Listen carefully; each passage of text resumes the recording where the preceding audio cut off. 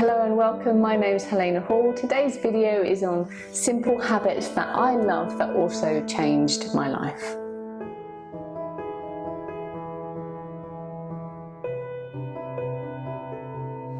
So for me, it's really important to always be progressing and always be improving myself.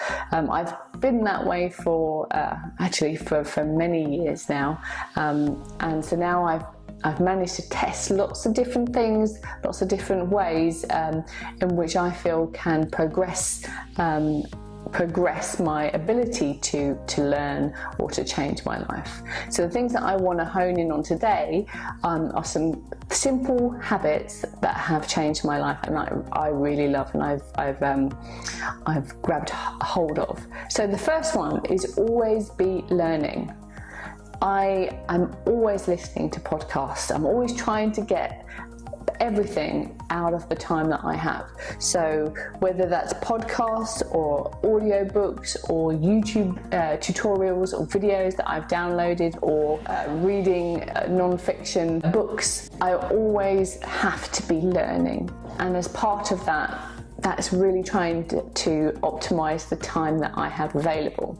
So especially when I get really into it, I could be listening to a podcast whilst I'm getting ready in the morning, just before I'm getting in the shower, and as soon as I'm out of the shower, as I'm walking to the train, as I'm on the train, as I'm walking to work, if I'm in the car, if I'm driving. At every possible opportunity, I like to be learning, and I really feel that gives me a vent for my thirst for knowledge, and it gives me the satisfaction that I know that if I keep on keeping on, if I keep moving in the direction of my goals, I know that I'm going to achieve them. And as part of achieving my goals, learning is a key component of that. So the second one is I don't watch TV. It's not that I don't like TV, it's that I don't want to waste that time, but also I want to be able to be in control of what is going in my mind, and I only would watch movies or videos that are not educational or I'm not learning in some aspect as a break, as a period where I can really tune off and relax. So I like to do that with movies. I love movies, so I do watch movies frequently, and in order to do that I don't watch TV, which that opens a massive amount of time for me. That means I can be busy around the house, sorting the kids out, cooking dinner, washing up, getting them ready for bed or for school, and get all of my activities and my family life roles done and dusted in terms of tasks as soon as I can, and then I can spend quality time with my family. That means I can then spend quality time, or I make time to educate myself or to move myself forward in what I'm looking for. So there doesn't seem to be a lot of time left over when you do all of that, and especially not time for TV. Another thing which I have recently taken up, which I really love, but I have to agree it is very difficult to fit into my already hectic schedule, is learning an instrument or being creative. So whether that's music, singing, art or dance, I think that's a real fundamental piece of what gives us happiness and what makes us feel fulfilled, especially if you're feeling like you're having a tough day or it's been really difficult. A singing session or dancing or playing the piano or learning an instrument is amazing how it can transform you from one state of emotion to another. So I would say that's a fantastic habit to take on a regular basis, is fitting in at some point, knowing that you have to pick up a paintbrush, or you have to sing a song, or you have to dance, or you have to play an instrument, giving yourself a creative vent. The other habit that I've recently taken on is giving soul attention. So I find that I'm somebody that I multitask all the time.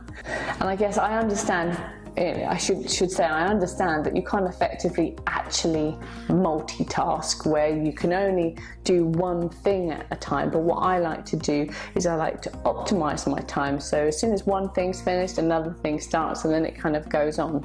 And unfortunately, I guess for family members, that's not such a nice thing, or for anybody who's trying to have a conversation with somebody who's also trying to multitask. That's not very nice. So that's one of the things that I've recently realised, is that in my strides to use and effectively use every piece of time that I have, that I do not want to let that desire of mine impact negatively anybody that I live with, or my family, or my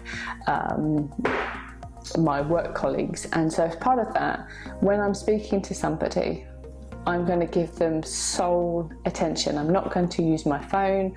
I'm not going to be writing an email. I'm not going to be going on social media.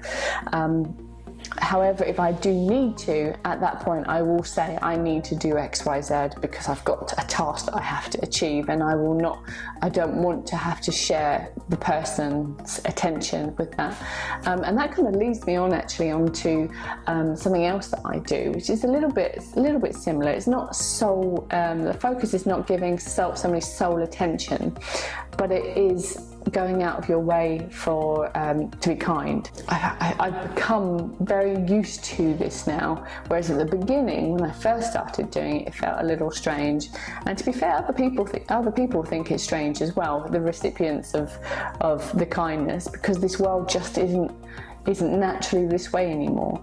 But for example, when you see somebody in a shop, asking them how they are, saying hello to them, asking them how their day is going, and having a conversation, just on that person-to-person level, giving that person attention, and attention that they actually deserve for the service that they're offering, and as for just being a human being that's helping you in whatever fashion, that's often very unexpected, and sometimes it can be quite of a shock.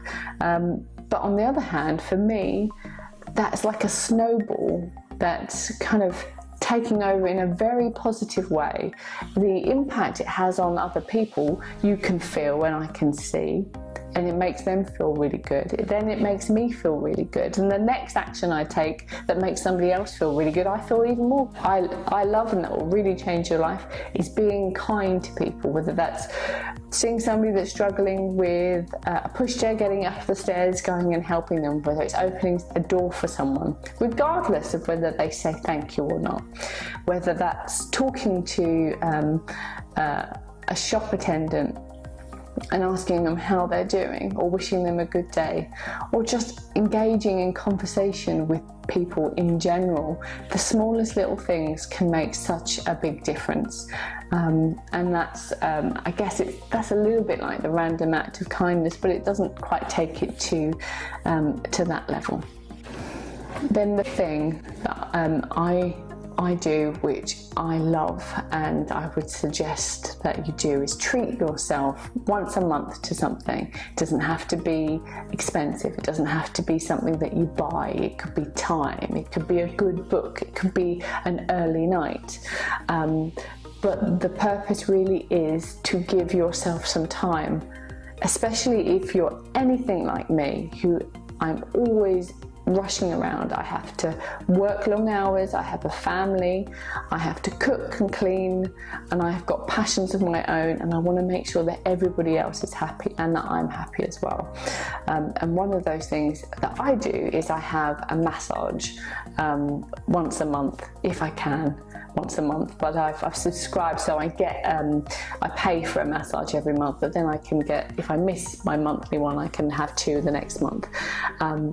That makes such a difference, and just the knowledge that I've got that to look forward to, that I can go and see someone to pamper me and to make me feel good, is a fantastic amazing treat for myself. But at the same time, I could do that for going to bed early. I could do that for going to the cinema and watching a film by myself. I could do that in a variety of different ways that doesn't cost anything, but would add a huge amount of value. So those, just to recap on those things, we've got one, always be learning, whether that's listening to a podcast, an audio book, downloading a YouTube video. Two, that's don't watch TV. This is a personal one, and I found it incredibly valuable. So if you're not interested, or you think that might help me, just give it a go and see what it adds to your life, not takes away. Three, learn an instrument or set some creative time, whether that's singing, dancing, art, or music. Four is give attention solely to people. When you're talking to someone, don't do anything else. Just give that person your attention and your energy. The fifth one is the kindness, is the welcoming, is the talking and spending time with strangers or people that are in need in some way, and just spending a little bit of time to ask them how are they, to help them out if you can, to open a door, to smile and make their day. And the sixth one is to treat yourself in something that will really make a difference to your life. So I hope you found this useful. I look forward to seeing you around in the comments, so please do stay, please like and subscribe, and feel free to watch the other videos that are on the same topic as habits or goal setting.